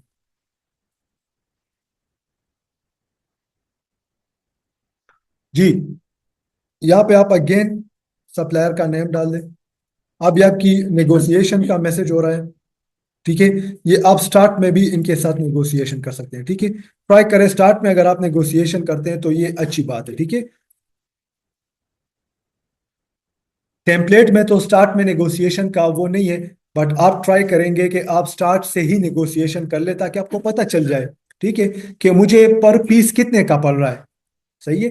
वो तो मैंने आपको मैसेजिंग और वो तरीका आपको मैंने सब एक ट्रैक बता दिया, बट सप्लायर के साथ जब आप बात करेंगे, ये देखिए, पीसेस आपको ये प्रोवाइड कर देंगे इनिशियल मैसेज के बाद, पर पीस जो प्राइस है। फिर आप उनके साथ नेगोशिएशंस करेंगे, आप उनको कहेंगे, ये मैसेज आप उसके बाद सेंड कर सकते हैं कि हम अ, जो है in near future we are interested, या we are planning to buy larger quantities, ठीक है। larger quantities, ये देखिए, larger quantities in the future may be a container load, आप यहाँ पे उसको लिख दे। मे भी मतलब एक पूरा कंटेनर हम आपसे मंगवा सकते हैं, ठीक है। तो इससे वो थोड़े से इम्प्रेस हो जाएंगे, ठीक है।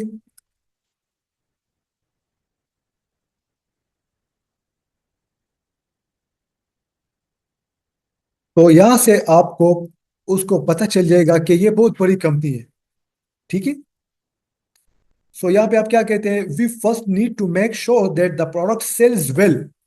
हम क्या करते हैं कि हम इसको पहले चेक करेंगे कि प्रोडक्ट अच्छा सेल हो रहा है या नहीं हो रहा, ठीक है। इसमें क्या इम्प्रूवमेंट्स की जरूरत है, क्या करना चाहिए, हम टेस्टिंग कर रहे हैं ना। स्टार्ट में हमें तो पता नहीं है। डेफिनेटली हमने तमाम वो क्राइटेरिया पे और वो डेवलपमेंट और वो तमाम चीजें हमने कर ली है, बट फिर भी हम टेस्टिंग कर रहे हैं, ठीक है। बहुत ज्यादा हम उसमें नहीं जाएंगे। तो इस तरह का एक मैसेज मैंने सप्लायर को फाइंड किया, टाइप किया, और फिर मैंने सेंड किया। तो ये नेगोशिएशन के हवाले से एक मैसेज है। नेगोशिएशंस आप लाजमन करेंगे, इनको आप बताएंगे कि मतलब हमारी और सप्लायर्स के साथ भी बात चल रही है, एंड उनकी तरफ से भी हमें अच्छे प्राइसेस मिल गए हैं, ठीक है। एंड आप ये इनको ज़रूर समझाएंगे कि definitely we don't want to compromise the quality. हम क्वालिटी पे कंप्रोमाइज नहीं करना चाहते, बट हम चाहते हैं कि हमें बेस्ट प्राइसेस भी मिल जाए, ताकि हम amazon में कंपटीशन भी कर सके, ठीक है। तो यहाँ से जो प्राइसेस फिर आपको मिल जाएगी, फिर आप उस पर अपनी कैलकुलेशंस वगैरह कर लेंगे। तो ये सप्लायर्स को किस तरह मैसेज करते हैं वो मैंने आपको बता दिया। शिपिंग इनको टर्म्स ये मैंने आपको पहले ही समझा दिया। ये देखिए, x works, EXW, the seller makes the goods available at its location, so the buyer can take over all the transportation cost and also bears the risk of bringing the goods to their final destination। EXW में वो inventory तैयार करके अपने ही factory में रख लेगा, सही है। इसमें बायर, बायर मतलब हम, Amazon पे हम सेलर हैं, अली बाबा पे हम बायर हैं, ठीक है। तो हम क्या कर रहे हैं कि हम यहाँ पे रिस्पॉन्सिबल है ट्रांसपोर्टेशन और रिस्क वगैरह की। Free on board, the seller must load the goods on board of the ship. अब क्या करेंगे कि बायर, हमने जो एड्रेस उसको चाइना में बताया होगा, या शिप बोर्ड, या मतलब कोई भी जो हमारे शिपिंग एजेंट की का वेयर हाउस होगा, ठीक है, उस तक सप्लायर रिस्पॉन्सिबल होगा कि हमारी इन्वेंट्री को पहुंचा ले, ठीक है। वहां पे ड्यूटी डिलीवर्ड पेड में क्या होता है, यहाँ पे क्या होता है, the seller is responsible for delivering the goods to the name place in the country of the buyer and pays all cost in bringing the goods at the destination. यहाँ पे क्या होता है कि सेलर मतलब सप्लायर ये responsible होगा कि आपकी इन्वेंट्री को फाइनल डेस्टिनेशन तक पहुंचा दे। ठीक है। For air shipment it takes 7 to 14 days। Air shipment जहाज के थ्रू, हवाई जहाज के थ्रू जब आप इसको शिप करते हैं तो इस पे 7 से 14 दिन लगते हैं। And you get more expensive if you choose minimum days and for ocean it will take 30 to 40 days। So air shipment थोड़ा महंगा पड़ता है, थोड़ा नहीं बस तकरीबन 2-3 टाइम्स ओशन के उस प्राइसेस और उन चीज़ों से ये थोड़ा महंगा पड़ता है। ठीक है। And it take 30 to 40 days। Ocean मतलब समुद्री रास्ते पे जब ये जाता है तो ये 30 to 40 days लेता है। एंड जब ये जाता है हवाई जहाज के थ्रू तो ये 7 से लेकर 14 डेज में अमेजोन के वेयर हाउस तक पहुंच जाता है।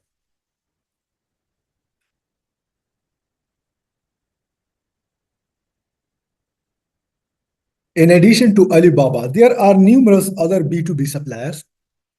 मैंने आपको स्टार्ट में क्या कहा, अलीबाबा के बगैर भी आप सोर्सिंग कर सकते हैं। ठीक है।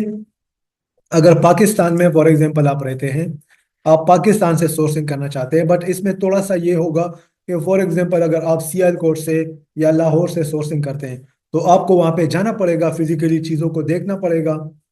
एंड फिर वो आपके लिए वो शिप करवा देंगे। एंड अलीबाबा के थ्रू आप ऑनलाइन ये तमाम काम कर सकते हैं जो अभी हमने पढ़ा। In addition to Alibaba there are numerous other B2B suppliers available. और भी सप्लायर्स होते हैं। Alibaba has undoubtedly established itself as a global powerhouse in B2B marketplace। B2B तो जानते हैं ना सब। अलीबाबा ये देखिए यहाँ पे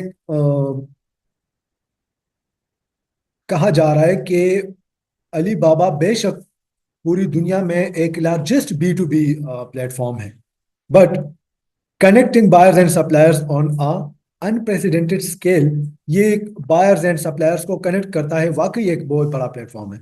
However, it is important to recognize that Alibaba is not the sole player in this arena।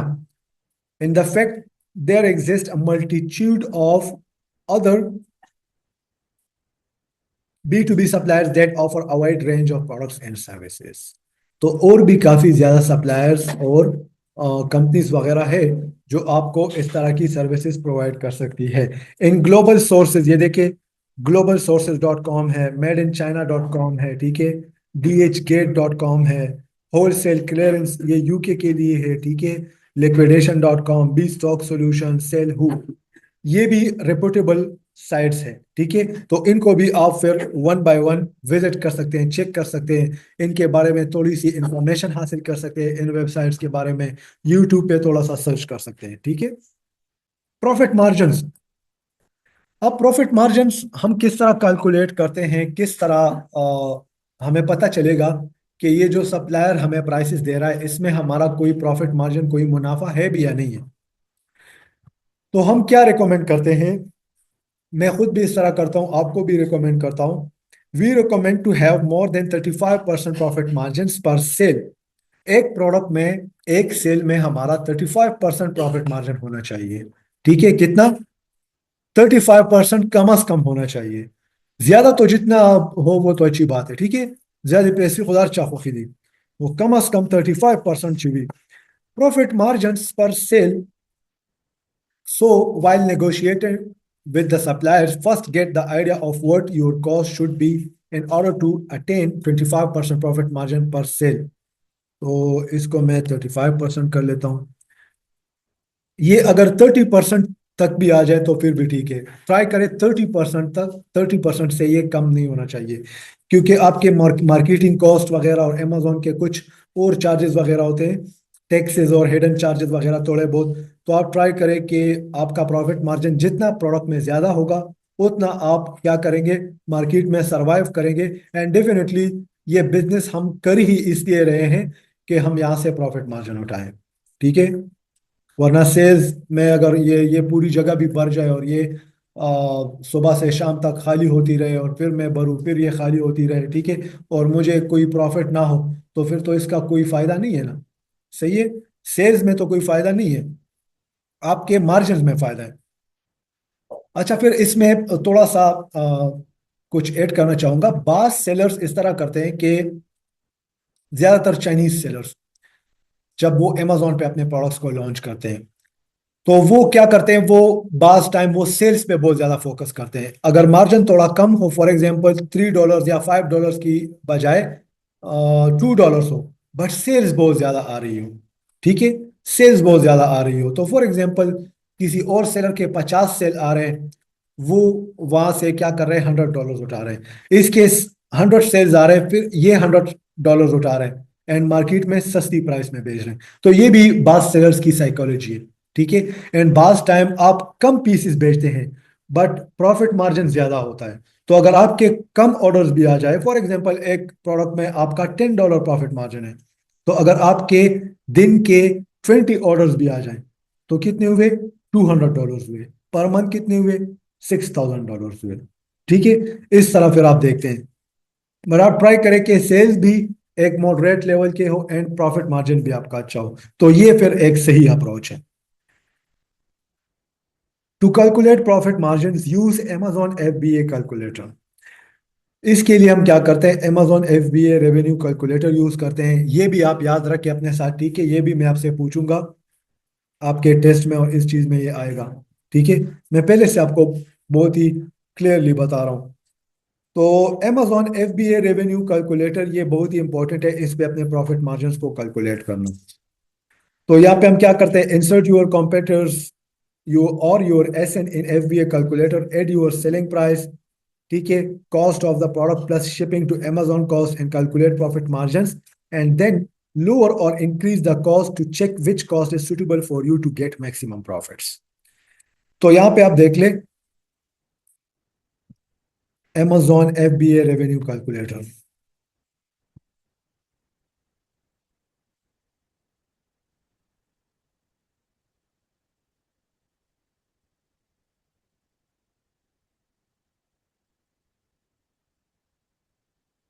Continue as a guest, आप इसको सेल्स सेंट्रल के साथ भी अटैच कर सकते हैं, बट हम ज्यादातर कंटिन्यू एज अ गेस्ट इसको यूज करते हैं, ठीक है।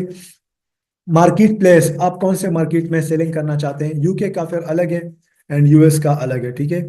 यूएस में जब आप एक अकाउंट बनाते हैं, तो इसमें आप कनाडा में भी सेल कर सकते हैं, मेक्सिको में भी कर सकते हैं, ब्राजील में भी कर सकते हैं। यूरोप में जब आप अकाउंट बनाते हैं, तो यूरोप में आप यूरोप के तमाम कंट्रीज में सेल कर सकते हैं अमेजोन पे, ठीक है। तो इस तरह एक सिस्टम होता है। अब आप क्या करेंगे, एसएन, आपको पता है एसएन किसे कहते हैं।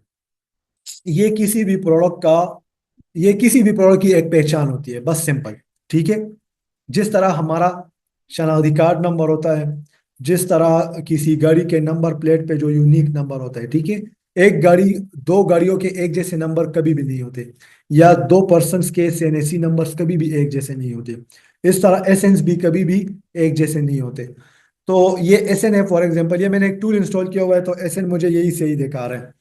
तो फॉर एग्जांपल ये मेरा कॉम्पेटिटर है, या इस प्रोडक्ट पे मैं अपनी कैलकुलेशन करना चाहता हूँ। इसका क्या मकसद है अमेजोन रेवेन्यू कैलकुलेटर का, इसके थ्रू हम चेक करते हैं कि अमेजोन बेसिकली इस सेलर से कितने चार्ज कर रहा है, फीसेस, क्या,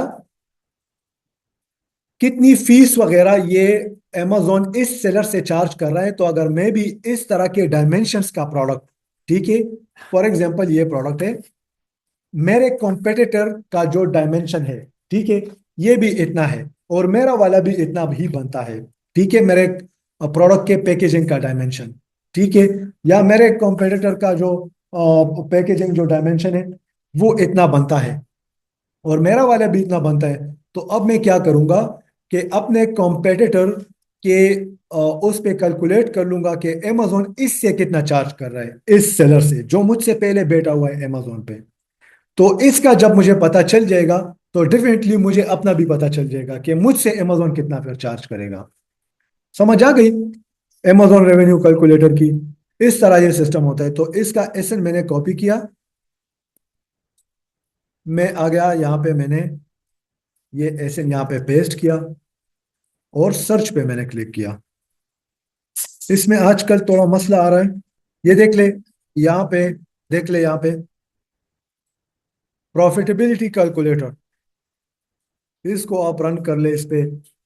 अब देख ले प्रोडक्ट की प्राइस ये चल रही है 14.99, इसने पिक कर लिया। विड्थ इसकी ये है, लेंथ इसका ये है, ठीक है, हाइट ये है, वेट इसका ये है, और shipping weight, outbound shipping weight इसका ये है, साइज स्टार इसका ये है। अब यहाँ पे आप क्या करें, यूनिट मैन्युफैक्चरिंग कॉस्ट आप यहाँ पे डाल दें, ठीक है। तो इसने ऑलरेडी 3 पिक किया हुआ है। जो आपका यहाँ पे मैन्युफैक्चरिंग कॉस्ट होगा, 3 है, 2 है, जो भी है, वो आप क्या करेंगे, यहाँ पे पुट करेंगे। एंड पर क्यूबिक मीटर जो आपको सप्लायर ने आपको शिपिंग चार्जेस बताए होंगे या आपके शिपिंग एजेंट ने, वो आप यहाँ पे पुट करें, ठीक है। एंड या आप एस्टिमेशन के लिए क्या करते हैं कि आप कहते हैं फॉर एग्जांपल इस पे मेरा $1 शिपिंग कॉस्ट आ सकता है, तो इस क्यूबिक मीटर वाले प्राइस को आप थोड़ा बहुत आगे पीछे कर ले। फॉर एग्जांपल 400 है, तो आप 350 कर ले, तो यहाँ पे ये 1.55 हो गया। आपको लगता है कि मेरा $1 आ सकता है, इसको आप 300 कर ले। ये पर क्यूबिक मीटर के हवाले से फ्रेट कॉस्ट आ रही है। फ्रेट कॉस्ट भी शिपिंग कॉस्ट को कहते हैं, ठीक है। 1.33 हो गया, आप इसको कर ले 2.50, तो ये देखिए 1.11। तो आपको लगता है कि बस 1.11 इस पे मेरा शिपिंग कॉस्ट आ सकता है, ठीक है। एंड ये आपका यूनिट मैन्युफैक्चरिंग कॉस्ट है, इस पे सप्लायर आपको दे रहा है, और ये जो है ये आपका इस पे शिपिंग पे आ रहा है। या फॉर एग्जांपल $2 में आपको सप्लायर दे रहा है, एंड 1.11 आपकी शिपिंग का इस पे आ रहा है, ठीक है। FBFE है, मोस्ट गुड्स, इसको आपने नहीं चलना, मोस्ट गुड्स है। फिर अगर आपका कोई मतलब प्रोडक्ट किसी और कैटेगरी में आता है, डेंजरस गुड में आता है, बैटरीज में आता है, अपेरल में आता है, अपेरल विद बैटरीज में आता है, तो वो आप यहाँ पे चेंज कर सकते हैं। बट ज्यादातर हमारी जो कैटेगरी होती है वो मोस्ट गुड्स की होती है। इसके अल्टरनेटिव अगर ये काम नहीं करता ना, तो इसके अल्टरनेटिव आप क्या यूज कर सकते हैं, हीलियम 10 प्रॉफिटेबिलिटी कैलकुलेटर, ठीक है। हीलियम 10 प्रॉफिटेबिलिटी कैलकुलेटर आपको यहाँ पे पता चल जाएगा। ये चार्जेस आपने तमाम ये चीजें पुट कर ली, और अब आप देख लें नेट जो प्रॉफिट मार्जिन आपका यहाँ पे बच रहा है, ठीक है। नेट प्रॉफिट मार्जिन आप देख लें, नेट ये आपका 3.72 आपका आ रहा है, ठीक है। अगर एक महीना इस पे गुजर गया, तो फिर आपका जनवरी टू सितंबर, अक्टूबर टू दिसंबर, इसमें बास टाइम अमेजोन के स्टोरेज कॉस्ट वगैरह मंथ्स के हिसाब से चेंज होते रहते हैं। तो आप एस्टिमेटेड ये लगा ले कि 3.7 मेरा जो नेट प्रॉफिट मार्जिन है ये इसमें आता है। अब मार्जिन देख ले आप, परसेंटेज में ये कितना आ रहे हैं, तो परसेंटेज में ये देख ले 24% आ रहे हैं, ठीक है। हमारा यहाँ पे मार्जिन कितना होना चाहिए, मैंने आपको 35% होना चाहिए, ठीक है। ROI पर यूनिट इसको आप छोड़े, इसकी कोई जरूरत नहीं है। मार्जिन आप देख ले, नेट इन डॉलर्स भी आप देख ले, बास टाइम। अब आप यहाँ पे एक और साइंस समझ लें, बास टाइम हमारे प्रोडक्ट में नेट जो प्रॉफिट मार्जिन है वो ज्यादा होता है, परसेंटेज यहाँ पे कम होती है, ठीक है। 25%, 27% आता है। बट जो नेट इन डॉलर्स आपका प्रॉफिट मार्जिन होता है, इन डॉलर्स, इन डॉलर्स वो आपका होता है फॉर एग्जांपल $15, और वो यहाँ पे 25% आ रहा है। तो अगर $15 आपका प्रॉफिट मार्जिन है, तो मतलब ये है कि वो ज्यादा है ना इन डॉलर्स। तो अगर आपके दिन के फॉर एग्जांपल 10 पीसीस भी सेल हो रहे, तो आपने फिर भी $150 मार्केट से उठा लिए अमेजोन के। तो इस चीज को भी आपने थोड़ा सा देखना है, ठीक है। नेट डॉलर्स को भी आपने देखना है कि नेट डॉलर्स आपके थोड़े ज्यादा होने चाहिए, कम अज कम आपके नेट डॉलर्स पर यूनिट आपके कम अज कम 7 to 8 होने चाहिए, कम अज कम, ठीक है। तो फिर आपको इसमें फायदा होगा। वरना अगर एक प्रोडक्ट की, ये फिर किस चीज पे डिपेंड करता है, ये फिर आपके प्रोडक्ट की सेलिंग प्राइस पे डिपेंड करता है। अगर एक प्रोडक्ट की फॉर एग्जांपल सेलिंग प्राइस $12 है, ठीक है, एंड इस पे आपका यहाँ पे 35% प्रॉफिट मार्जिन भी आ रहा है, तो वो ज्यादा से ज्यादा $3-4 होगा, इन डॉलर्स वो कम हो गया, ठीक है। तो इस तरह भी आपने चीजों को देखना है। तो ये आपकी प्रॉफिटेबिलिटी हो गई। आप अमेजोन रेवेन्यू कैलकुलेटर में किस तरह करते हैं कि इसको जब आप सर्च करते हैं, ये अभी काम नहीं कर रहा, बास टाइम इसमें मसला आता है, तो इसका अल्टरनेटिव वे मैंने आपको बता दिया।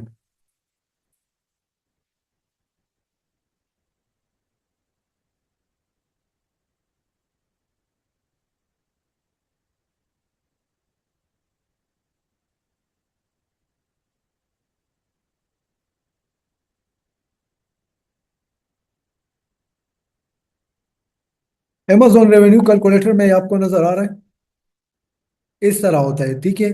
आइटम प्राइस यहाँ पे वो पिक कर लेता है, ठीक है। इस तरह वो स्टोरेज कॉस्ट आपको बता देता है कि अमेजोन की स्टोरेज कॉस्ट कितनी है। एंड फिर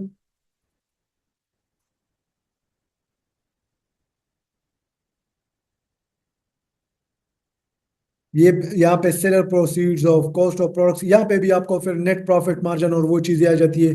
ये रेवेन्यू कैलकुलेटर का थोड़ा सा पुराना पिक्चर है, ये अब थोड़ा सा चेंज हो चुका है, बट इसी तरह ही है जिस तरह मैंने आपको हीलियम 10 का रेवेन्यू कैलकुलेटर आपको समझा दिया, इसी तरह इसमें एज सच इतनी कोई डिफरेंस नहीं है। आप पहले ट्राई करें कि अमेजोन का अपना वाला रेवेन्यू कैलकुलेटर ही यूज कर लें। आप अमेजोन फी को थोड़ा सा देख लें। Amazon FBA varies from size tier of a product dimensions and weight. Amazon referral fee, sell on Amazon commission. Amazon referral fee क्या होती है कि वो आपसे अपने मार्केट प्लेस के हवाले से चार्जेस लेते हैं। मतलब Amazon का प्लेटफॉर्म है जिसपे आप प्रोडक्ट को सेल कर रहे हैं, तो वो आपकी रेफरल फी हो गई, ठीक है। इसमें फिर आपकी स्टोरेज फीस आ जाती है जो आपके डायमेंशंस एंड वेट पे डिपेंड करती है। Amazon monthly inventory storage fees आ जाती है। अच्छा, ये अमेजोन FBA फी जो है, ये क्या करते हैं कि जो आपकी शिपिंग फी और वो वहाँ पे पिक करते हैं, पैक करते हैं एंड शिप करते हैं, तो अमेजोन FBA फी उसमें आ जाती है। फिर स्टोरेज फी जो उसमें वो क्या करते हैं, आपकी इन्वेंट्री को अपने गोदाम में, अपने वेयर हाउस में रखते हैं, उसकी भी आपसे वो मंथली फीस वगैरह चार्ज करते हैं, तो वो भी आपके पर आइटम में आ जाते हैं। डील फी, लाइटनिंग और 7 डे डील्स और प्राइम डे डील्स, जब आप कोई डील वगैरह अपने प्रोडक्ट पे लगाते हैं, वो मैंने तकरीबन सेकंड क्लास में आपको वो अमेजोन डील्स और टुडे डील्स वाली जो टैब्स है वो मैंने आपको दिखाए थे। जब आप अपने प्रोडक्ट पे डील लगाते हैं तो वो कस्टमर्स को वहाँ पे शो होते हैं, एंड वो उस पे क्या करते हैं कि आप डिस्काउंट देते हैं अपने प्रोडक्ट पे, ठीक है। एंड उसका प्राइस आप क्या करते हैं कि अमेजोन को भी पे करते हैं। रिटर्न्स और रिफंड्स, जब आपका प्रोडक्ट रिटर्न हो जाए तो अमेजोन खुद जाके उनसे उठा लेता है आपके कस्टमर से, एंड दोबारा उस रिटर्न हुए प्रोडक्ट को आके दोबारा सीधा वगैरह करके आपकी इन्वेंट्री में शामिल कर देता है, ठीक है। एंड उसकी एक खास फी होती है छोटी सी, वो आपसे काट लेते हैं। Any other Amazon service fee, if we avail, such as Amazon Partner Carrier Service, Prep and Labeling Service, Inventory Placement Fee। तो अगर हम फॉर एग्जांपल Amazon का शिपिंग एजेंट यूज करते हैं, शिपिंग कंपनी, तो वो फिर अमेजोन की तरफ से ही हमसे उसके चार्जेस वगैरह कट जाते हैं। मतलब अगर हम कोई third party shipping agent hire नहीं करते, अमेजोन वाला ही यूज करते हैं, तो वो भी अमेजोन हमें सर्विसेज प्रोवाइड करता है एंड उसके बदले हम हमसे पैसे लेता है। फिर जो लेबल्स वगैरह, अगर आपका सप्लायर, आप सप्लायर को कहते हैं कि नहीं बस आप उस पे लेबल्स ना लगाएं एंड डायरेक्टली भेजें, तो वो लेबलिंग का काम अमेजोन आपके लिए करता है एंड उसकी आपकी पैसे वगैरह देते हैं। इन्वेंट्री प्लेसमेंट, अगर आप कोई रिमूवल ऑर्डर क्रिएट करते हैं वगैरह, इन्वेंट्री आप दोबारा अमेजोन के वेयर हाउस से निकालते हैं, तो ये कुछ फीसेस वगैरह इसमें आ जाती है। यहाँ पे फिर USA का ये साइज टायर्स के हवाले से जो फी वगैरह होती है, ये भी आप चेक कर सकते हैं। बट ये जो अमेजोन की फी कैलकुलेशन है, ये ऑलरेडी हमने अमेजोन जो प्रॉफिटेबिलिटी कैलकुलेटर है, Amazon revenue calculator and helium 10 profitability calculator, उनसे हमें पता चल जाता है। बट अगर आप देखना चाहते हैं कि कौन से साइज पे, कौन से प्रोडक्ट पे अमेजोन कितना फीस चार्ज करता है, तो वो आप यहाँ से चेक कर सकते हैं। ये लिंक्स मैंने आपको स्लाइड्स में प्रोवाइड किए हुए हैं, इनसे आप चेक कर सकते हैं किसी कैटेगरी के, किसी प्रोडक्ट्स के हवाले से जितने पीसेस वगैरह होते हैं। ऑर्डरिंग सैंपल्स, ठीक है। Consolidation is to store your samples at one place and ship them all together to your destination country. Use sample evaluation services such as Zoom inspection. अच्छा, तो बस इसकी कोई खास जरूरत नहीं है कंसोलिडेशन की। ये आपको वन बाय वन भी सप्लायर बेच सकता है, ठीक है। इसमें यह होता है कि आपके फॉर एग्जांपल तीन सप्लायर्स आपने सेलेक्ट किए, उन तीनों से आपने क्या किया, सैंपल्स मंगवाए। चाइना में ही आप एक जगह पे सैंपल्स मंगवा लेते हैं और चाइना से कोई बंदा आपको वो तीनों सैंपल्स एक जगह भेज देता है, तो उसको कंसोलिडेशन कहते हैं। बिल ऑफ लेडिंग क्या होता है? ये जो है, इसकी आपको जरूरत भी नहीं है। अगर इसको मैं यहाँ से डिलीट भी कर दूं तो इतनी कोई खास जरूरत नहीं है। बिल ऑफ लेडिंग जब आपकी इन्वेंट्री शिप में रख दी जाती है, तो जो शिप का कैप्टन होता है वो आपके शिपिंग एजेंट को एक बिल ऑफ लेडिंग प्रोवाइड कर देता है कि ये आपके इतने यूनिट्स हमारे पास आ गए, ये चीज़ वो चीज़। तो फिर अगर आपको कोई ज़रूरत पड़ती है तो आप बिल ऑफ लेडिंग अपने शिपिंग एजेंट से ले सकते हैं। अगर अमेजोन आपसे मांगता है बिल ऑफ लेडिंग, आपकी कोई इन्वेंट्री मिस हो गई कहीं पे, तो ये फिर आपको ज़रूरत पड़ सकती है। इंस्पेक्शन के लिए आप क्या करते हैं, किसी थर्ड पार्टी कंपनी को हायर करते हैं, ठीक है। ये आप इंस्पेक्शन रिपोर्ट सैंपल जो है वो आप यहाँ से चेक कर सकते हैं। ये आप खुद चेक कर ले, मोबाइल पे भी आप चेक कर सकते हैं। फॉर एग्जांपल मैं इसको खोल लेता हूँ, चले।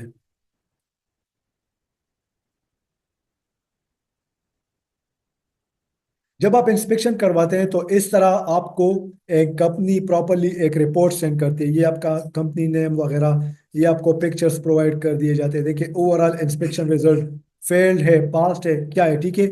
आप इसको अप्रूव करते हैं, रिजेक्ट करते हैं।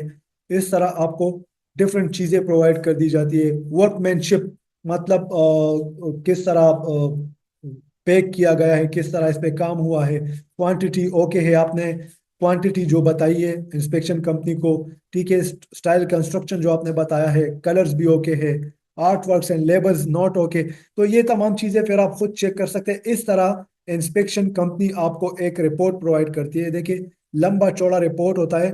तो अगर आपका रिपोर्ट फेल हो जाए, ये देखिए इसमें पिक्चर्स वगैरह आपको प्रोवाइड कर दी जाती है, डिफरेंट चीजें आपको प्रोवाइड कर दी जाती है, ठीक है। कि इस तरह ये कोई टूटा हुआ है आपका प्रोडक्ट या जो भी है, वो आपको यहाँ पे दिखा दी जाती है,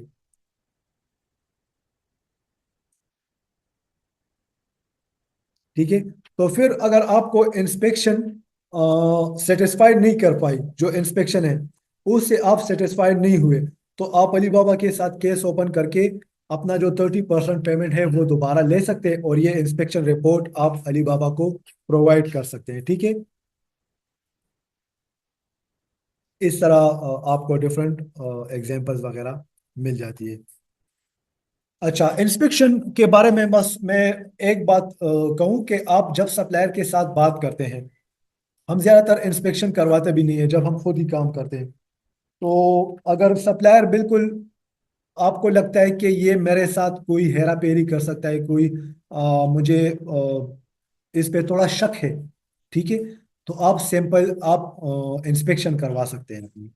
इंस्पेक्शन पे आपके ज़्यादा से ज़्यादा 250 से लेकर $350 तक आपको आ सकते हैं। एंड इस तरह आप इसको गूगल पे चेक कर सकते हैं, इंस्पेक्शन कंपनीज इन चाइना।